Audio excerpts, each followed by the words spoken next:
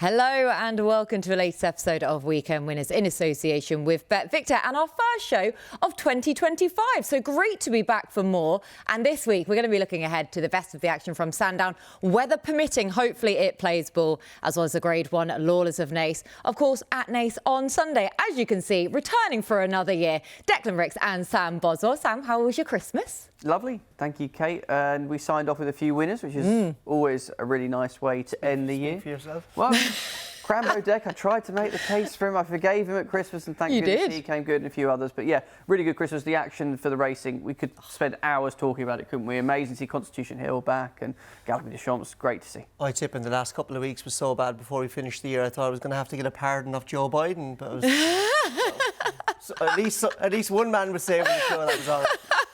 Yeah, hopefully so then for more luck in 2025 as well. But Deck, I mean, that Christmas period, if only we could have a review show commissioned by Bet Victor, we could spend an hour, as Sam said, talking about it. Well, maybe half an hour, because I think a lot of Stephen's Day or Boxing Day, you couldn't see an awful lot. No, so, that's very true, actually. So I actually missed a little bit of racing in a couple of days because I was just... In the pub? No, well, some of it was in the pub, to be fair, but just doing bits of travelling around and all that kind of stuff. But I don't know about the 2E, they'll close a little bit snugger this morning, I thought, getting on, but...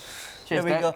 As any good trainer worth their salt always trains a horse with a bit of condition on them, so we've got plenty to start the new Exactly. Keep going this way. You could have 5 horses in your back garden as of next week, beginning the training ranks then. And we've got an extra Brucey bonus today because we're going to give our wild shout for 2025 later in the show as well. So looking forward to that. I don't know what yours is actually, so I'm really looking forward to that. I'm rubbish at stuff like this. Oh, great. Thanks for tuning it up, Deck. Stay tuned for that all the same. Right, we're going to leave that for now. Before we get stuck into the action proper, a reminder as ever to please do gamble responsibly. Our tips are not guaranteed to win, but we will still do our best to point you in the right direction. Right, on with the first race. As we say, weather permitting with Sandown, because of course the cold snap is sweeping the nation at present. But the 150 is a 0-145 handicap chase. 5 rows and over 2 mile 4.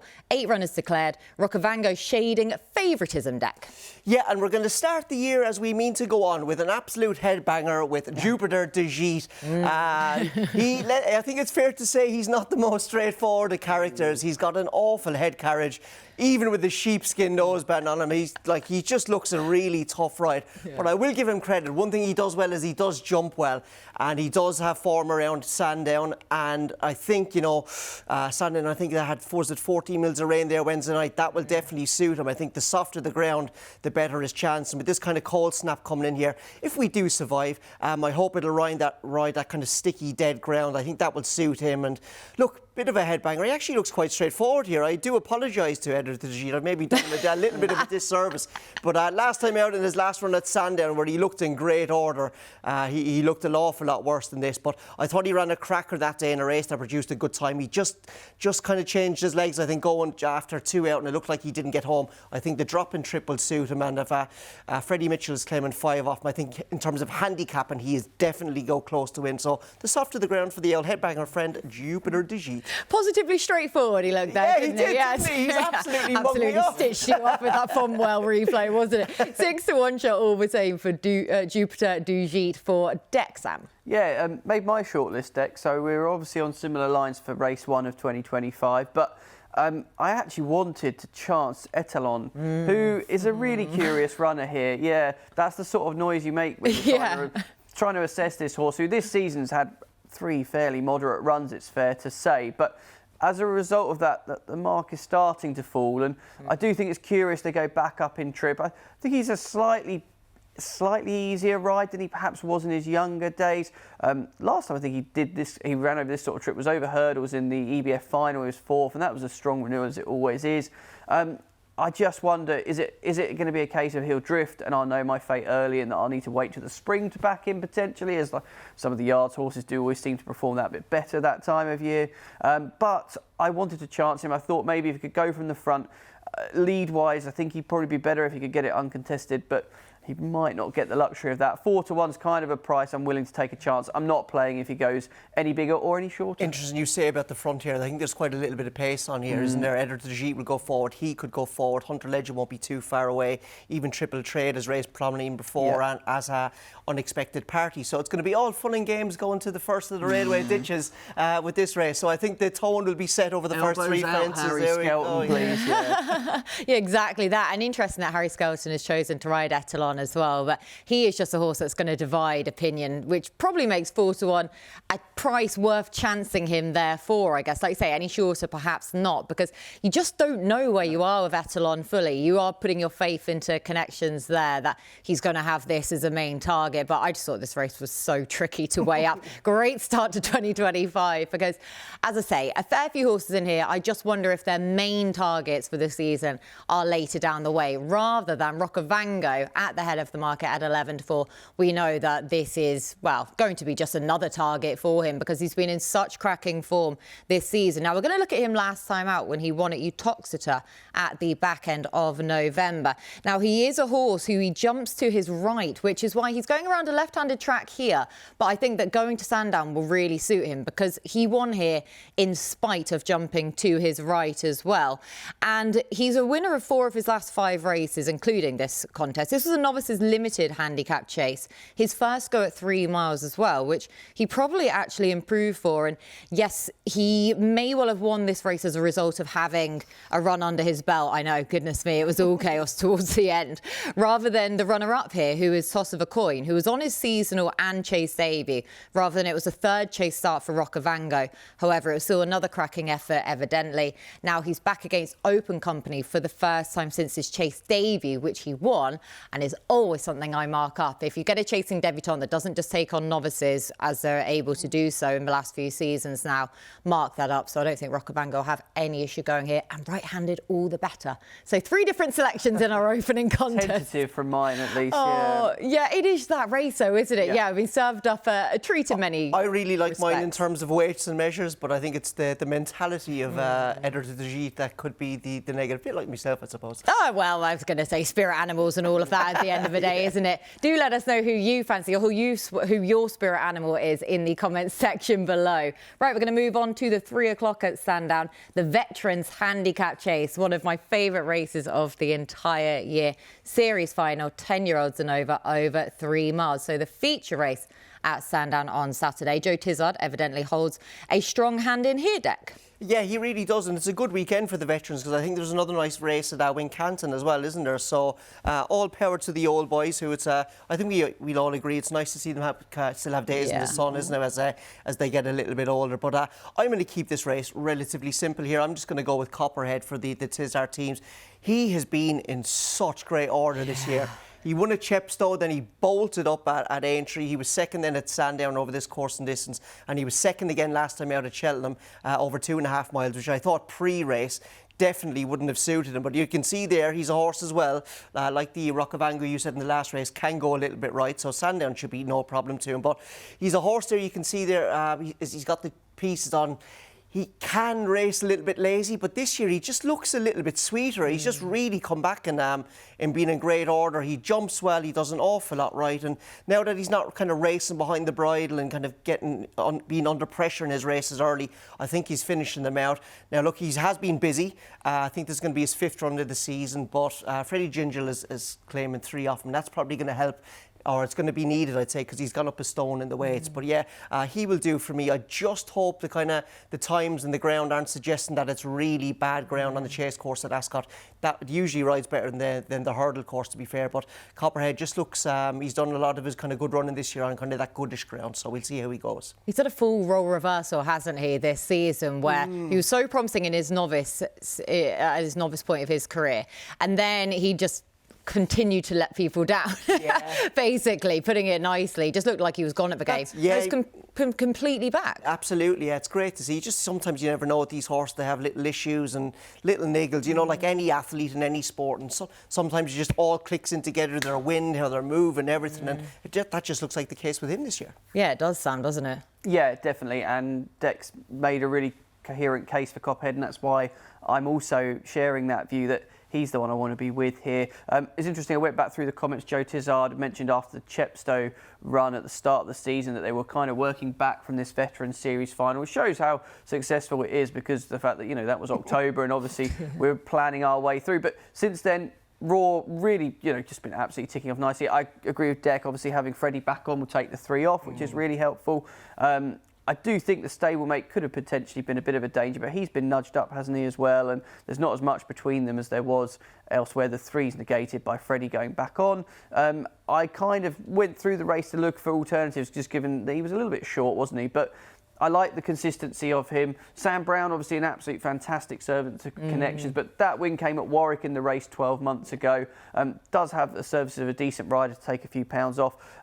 Those were kind of the 2 that really stood out, and I just sided with Copperhead. Dex made a good case, and I agree. That was my shortlist as well, so to compliment you in the last race. So oh, nice. Let's hope it's not going to be a case of the blind leading the blind this week. Yeah, potentially so. Hopefully so, more to the point, because I'm against a pair of you here. So many likeable characters we absolutely adore. And one horse that has kind of plagued me in my punting career is Fortescue. He just doesn't win, does he? No. But he's so likeable. He's so consistent, but he's so frustrating. He actually hasn't won since about February 2022, I don't think. But he has got a course and distance win to his name, though.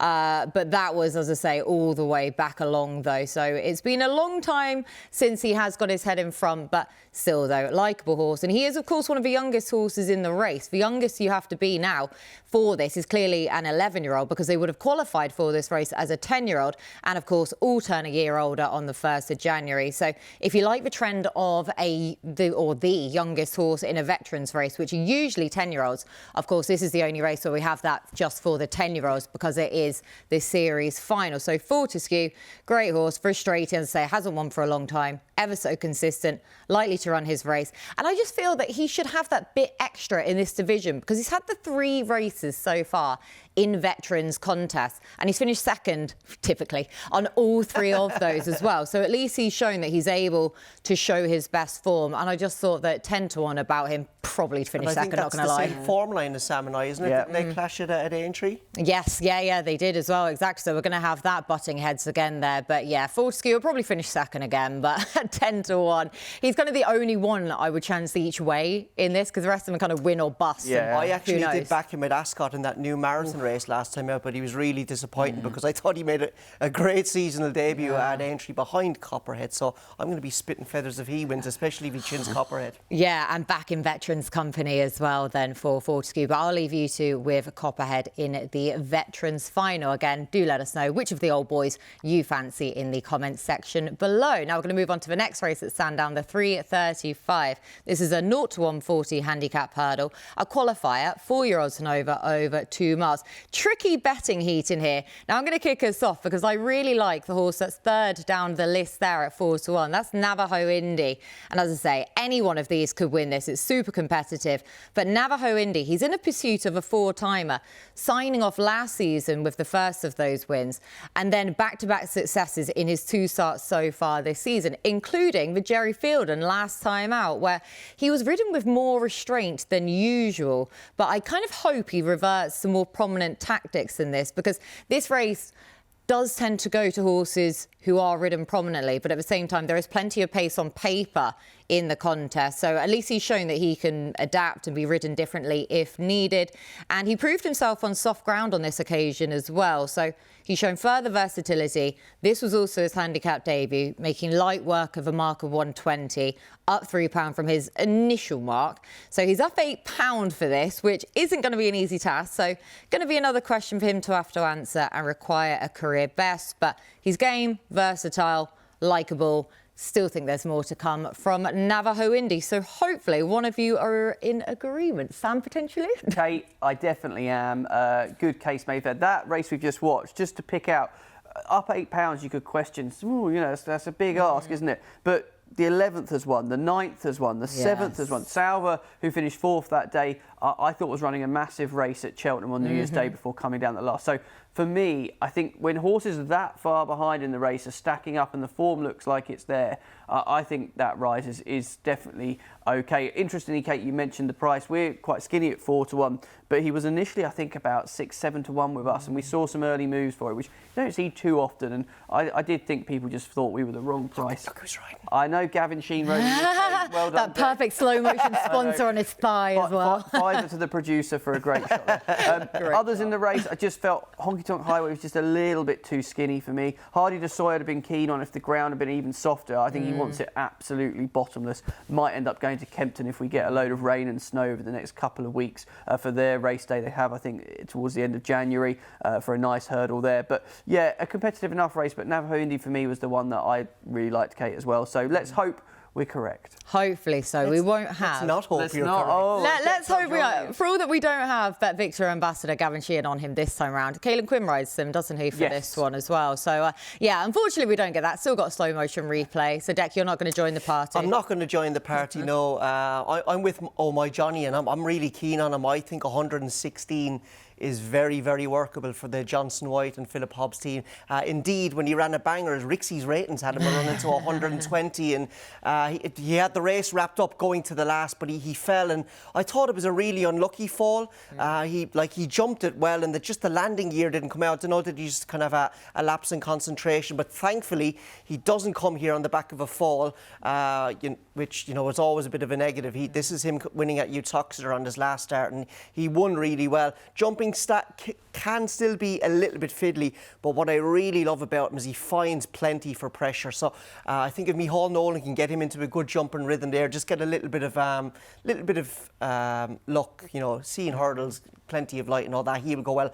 I think he is very well handicapped, and like I said, the yard are flying 33% strike rate at the moment. And to top it all off, his dam is from the family, one of my favourite horses from the Kimberley yard, Vindication. Oh yeah, he's bred to be quite a smart horse as well, and he will not be wilting up that hill now because he's bred to get a lot further. I like him. Just need a little bit of luck with his jumping, but for me, he's very well handicapped. For the detective agency of Hobbs and White as well. Are we going detective agency or state agent? Yeah. What do you think? Detective. Hopefully for Hobbs and White horse trainers, but Hobbs and White sound like they could make a nice bacon and sausage or something. There you go. There's 3 different options now, but yeah, they are in great form though at present. Really good at training racehorses. So hopefully, well, no, not hopefully, that will come to the front. Nearly had you, Definitely not then. So yeah, definitely disagreement there, but all taking on the favourite at the head of the market in that handicap hurdle. Again, do let us know who you fancy in the comments section below. Now, before we move on to our next race, a reminder to hit the subscribe button on YouTube and also the bell notifications so you never miss an episode. Right, that is wrapped up at Sandown. We're going to head over to Ireland, to Naas, for the Grade 1 Lawlers of Naas on Sunday. 5-year-olds and over 2 mile 4. Now, we don't have declarations at the time of recording, but we really wanted to look at this race. It would have been remiss of us not to. Really exciting contest, potentially loads of future clues ahead of the Cheltenham Festival as well. So, Dec, who did you like the look of? I wanted to have a quick chat about Butch Cassidy for the Henry de Bromhead yard, actually owned by the Magnier family as well. Unbeaten in 2. From the family of Fiona, remember Yes. Philly won the 2017 Cheltenham bumper for Gordon Elliott, and then I think she was killed in an accident at home somewhere along the way. So he's bred to be nice. Hopefully he can carry on the family condition. The horse was actually formerly trained by Philip Fenton, and I thought and I think he won his bumper on debut at Ballinrobe, and there was money for him that day, which is always interesting. And then last time out, the market in the morning said this horse had absolutely no chance. 5-2 out to 6-1 in the morning, but the money came on track and he went off at 9-4, and he ended up again winning by a short margin. He looks like a horse now who's obviously only had 2 starts, quite raw, still a bit green, but I think he's tough. I think he's got a good attitude, and he's if anything that his first 2 victories suggest, he's not going to be a horse that wins by an awful lot in his races. Now, his jumping definitely needs to improve, absolutely no doubt, but Henry de Bromhead's probably the most intense schooling trainers that, in the UK and Ireland, and if he can jump, he will get him jumping. There were definitely good signs there when he got a bit of luck meeting a hurdle on the right stride. He could jump really well, so the form looks really strong, and he will do for me. I just thought the couple there to the head of the market in the race, if they run, they looked a little bit vulnerable last time out. Was that the Yellow Clay got up really late in a tactical race? You know, just looks like a horse who's going to be kind of potential good stayer, so wanted to take him on with something different, with a different form line, and a form line that's working out. So yeah, he'll do for me. Yeah, we're going to do an awful lot of learning in this race, aren't we? And certainly about a horse such as Butch Cassidy as well. Sam, who did you like? Yeah, I was a bit unoriginal with my thinking and just came down on the anti-post favourite, which was Jasmine DeVoe, who I just thought it's really interesting. Declan mentions obviously form, and if you go back through and just look over what happened at Christmas, the Enabler and Workhead, both of them went on and won at Leopardstown. Looks like a dinosaur. What is going on there? Yeah, probably not the most flattering picture. Maybe the producer's trying to get us the biggest price. I don't know. But definitely, to me, just going back through the form, the Enabler and Workhead both won decent races over Christmas, and I always think that's a really key indicator. Obviously, goes a bit further in trip here, but the hurdles debut for me was more than acceptable. And whilst I appreciate it comes from a stable full of stars, I think could potentially take high rank, and over 2 mile 4, really interesting, that middle distance kind of hurdle. You know what, I've just had justification from our producer Ben as to why that photo was used, because many suggested that his jumping wasn't totally up to scratch. It's his debut. It's his debut over hurdles. I think you, in a way, I know it sounds a bit weird, I'd sooner the jumping at the start of a horse's career is a little bit iffy, so they then learn through that experience. Absolutely. They're novices at the Willie end wouldn't of the day, be. Willie, you know, sometimes he has the odd one that does look like it can't jump on first start and still wins, and then we'll be open to any amount of improvement. So I'm not going to let that put me off. There you go, Ben. Right, batted right back to him again just there. In case, Isaac Swade and Simon Muir are watching the show, yeah. Yeah, just in case. You never know, to be fair, do you? So best of luck to the double green. Not so much, though, because I'm siding against you with the Yellow Clay, where, again, we talk about this race and so many unexposed types in here as well. But he's just the solid proposition for me and the most simplistic way to play this race as well. And it is kind of, for me, the obvious one, because the others have to come up to meet his standard. A winner of his last 3 on the bounce, all 3 over hurdles in his 3 hurdle starts so far. A maiden hurdle at Down Royal before taking a grade 3 by 10 lengths. Then another second grade last time out to win a grade 2 by a neck.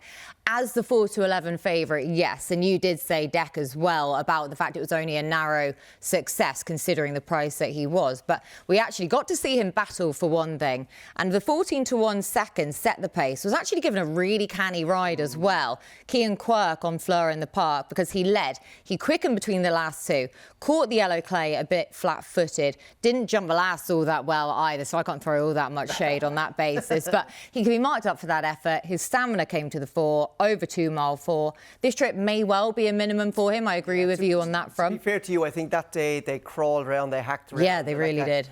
He definitely looks like a horse that a kind of a grade 1 gallop would suit him. That's the impression I got anyway. Yeah, so like I said, I think this trip may well be a minimum, but at least he's shown versatility and a good attitude as well. And I thought he could go on to win again. So that is everything from us in this part of the show. Looking ahead to that grade 1 contest at Naas on Sunday. Again, do let us know any fancies you have for that contest in the comments section below as we head over to the sofa to give you our best bets of the weekend as well as our 2025 wildcard.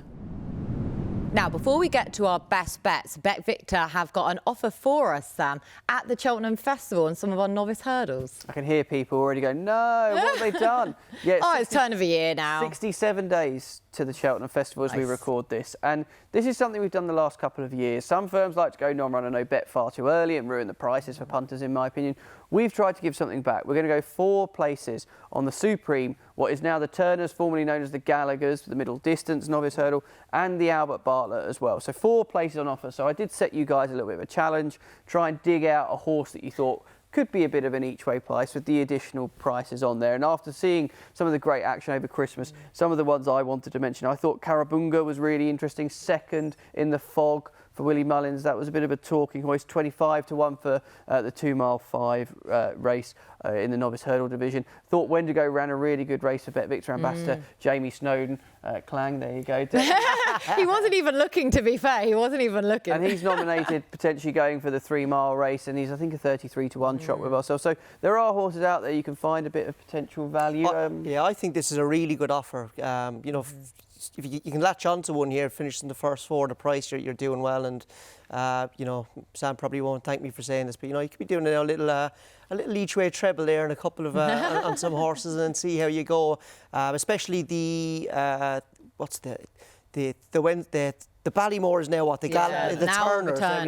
The Turners there, that last couple of renewals of that now have been kind of smallish fields. So if you latch onto one there and get a bit of luck and turn up on the day, you could be on a cracking each way price, and then you know on the day you can potentially play the race differently. Yeah, exactly. Like you say, it's a really good offer though. So Sam, you've mentioned a fair few then. Any more you wanted to touch on? I thought Potter's Charm as well, another horse you could potentially mention. Obviously, we won't be seeing him to the festival. He's done plenty of running, to be fair to Connection, so far this season. But yeah, I just felt that there was I think it's a really interesting option. And like I say, it's something Chris Paul and I cooked up a couple of years ago.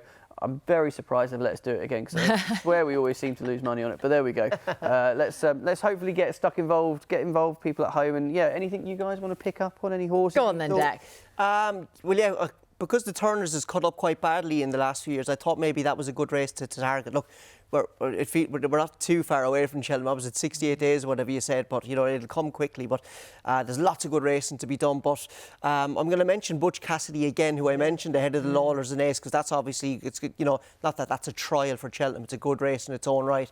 But you know, there's plenty of horses that run well in there, and I've gone on, and I'm hoping Henry de Bromhead will do it again, because I think Bob Ollinger won that race the year before he won the Ballymore, and I'm hoping Butch Cassidy can do the same.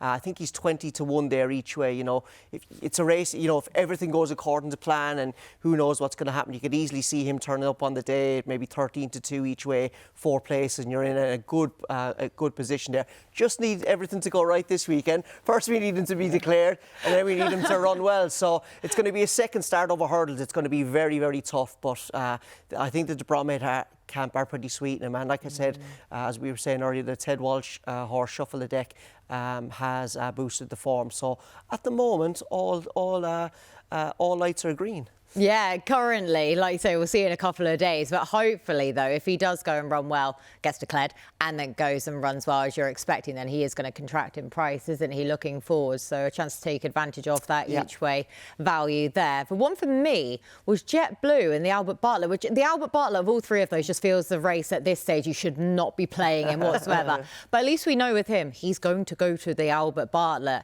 And you'd be surprised if he didn't come over here, because Professor Caroline Tisdale, in her post-race interview to Ollie Bell, she was just eulogising about the horse and having her French-based horses running over here, how much she enjoys it. She says that the French horses actually pay for the English-based horses when they're running over in France, but the opportunities, basically, I'm paraphrasing here, that she gets to run them over here, she likes to do so. And he's a really diminutive type. He wouldn't catch your eye at all, and everyone said that against these potential future chasers in the parade ring, but he saw out every bit of the 3-mile trip that day. So he's got a course and distance win to his name. James Reevely said after the race, well, he's just an out-and-out stayer 3-miler, so why would he not come back over for the race? And not one to underestimate. I think he's about a 25-1 shot at present. And he's got a bit of experience under his belt now as well. Yeah. Wasn't there a kind of a stats and trends case there for that race, where the more experience you had, nearly the better? And you know, it's definitely a race not to be afraid of at a big price. And we're 8-1 the field, Kate. So you could back anything each way in terms of, if you can get there and win, you'd be laughing. But yeah, the big Westerner for me, I'll give that one another mention as well. Obviously, a winning nap over Christmas, thank goodness. Nicely done. Been put away again, will be one that is going for the 3-mile race. So yeah, it's probably time we can start getting excited. And our festival boost will be coming back in the near future. Yes, it's a good thing you reminded me about that nap. It feels so long ago that I've completely forgotten everything any of us put up. So nicely done for getting that in there. Right, on to our best bets then of this weekend. Hopefully we can find you some more winning naps. Deb, I'm going to start with you then, please. Your nap of this weekend. The nap of this weekend, we've discussed most of them now, to be fair, apart from the long shot. But the nap is going to be Oh My Johnny in the last race at Sandown for the Philip Hobbs and Johnson White team. I just think he's well handicapped off 116.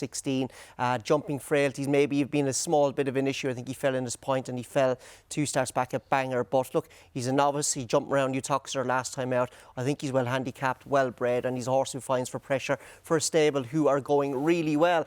Copperhead then is going to be the next best for me for the Tizard team. Again, just another horse who's been in really good order this year. Won at Chepstow, won at Aintree, second at Sandown over this course and distance, and second last time out in the Veterans race at Cheltenham on the new course, where I was surprised how well he ran over 2.5 mile, and that just indicates what kind of form he's been in.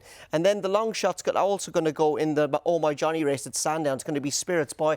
I was struggling, Spirits Bay. I was struggling for a long shot this week, but I just thought he made a really good comeback at Cheltenham last time out in a race where he got miles behind. He was just too fresh and a little bit gassy, and he had to be reined back by Jordan Naylor. And the winner kind of half pulled himself from midfield in to make the run. And I thought to run as well as he did, given how gassy he was, it was a lovely comeback. He's got form over this course and distance because he was second here in a novice, I think, behind one of Nicky Henderson's nice horses. So I'll have 2 in the one race. It's not ideal, but some weeks you're just struggling for a long shot, and that was this was one of those weeks.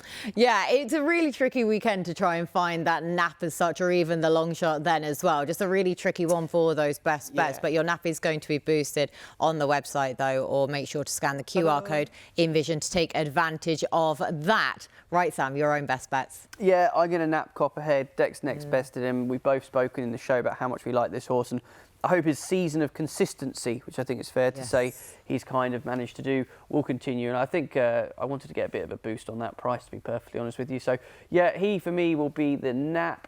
Next best, well, I thought at least one of us better mention the all-weather, given the snow is potentially coming and we might have a big freeze. So I've been trying to keep a bit of an eye on it. And Queen of Destruction, she might sound more like a Gigas Town sort of staying chaser. Yeah, she does, yeah. She'll be running over 5 furlongs in the 550, and her first 2 runs have been pretty impressive. Second by a nose on debut, and then 4th in what I thought was an above-average race last time out. The yard are absolutely banging form as well. They're ticking over at a really nice strike rate, the Crisford. So, yeah, Queen of Destruction for me, it was my next best. Then Latin Verse, I found it hard to find a long shot this weekend, but at 12 to 1, I thought Latin Verse would tick the box at Wincanton. Goes up in trip. I think the track definitely would be suitable for this horse. Harry Cobden booked a ride, again, for a yard that are going pretty well from a select group of numbers. Thought the unexposed nature of the trip was one that I could play each way. I'm pleased that someone has gone for an all-weather play here. However, you've pretty much seen through at least my tactics anyway, because if they don't run, they can't lose. So that might have been my little sneaky play with the weather this weekend. There was a phase that we went through. The show was called Weekend Non-Runners. So. Yeah. Let's not bring that era back. Yeah, so at least you've saved us some sort of contingency plan there with the all-weather. So I'll let you have that, because I am just going purely to Sandown with my best bets. Navajo Indy is going to be the nap, the horse that we spoke about earlier on for how game and how likeable he is. I thought 4 to 1 was a fair price. And I agree with Deck that it's a really tricky weekend to try and find a nap as such, but he's got a fantastic attitude. Navajo Indy continues to be overlooked, can win again, looks to have more to offer, can bring up the 4-timer, a very versatile horse in terms of ground and running style. Rockavango is going to be the next best bet in that 2-mile 4 handicap chase. Again, a horse with just fantastic winning form of late, back down in trip from the 3 miles. We saw him to really good effect last time out. Don't think that'll inconvenience him at all. Up just £2 and back right-handed, but with a good record either way around, but he does jump out to his right, so expect this to suit. And another horse with more to offer for the in-form Ollie Murphy and Sean Bowen.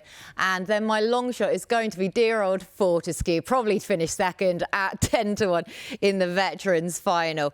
And as I say, he just doesn't win, but as a long shot, I thought 10 to 1 was a very fair price for a horse that has finished second on his 3 starts so far in Veterans chases. So hoping for another good run from one of the youngest horses in the races, in the race at 11 years old as well. So again, we are going to be boosting my nap as well. So again, just as a reminder to head to the website or to scan the QR code to take advantage of those boosts. Now, before we wrap up the show, our 2025 predictions, wild ones only apply as well, Sam. So I'm going to start with you. What is your wild prediction? I don't know if mine's as wild as I thought it was when I sort of reflected this morning and went through some of the markets, but I'm going to be backing, once the prices are out and as long as they're half decent, the UK to regain after what feels like about 100 years. Yeah. The Presbury Cup at the festival. I think we're going into this with a really strong... You go back through, there's a lot of horses now.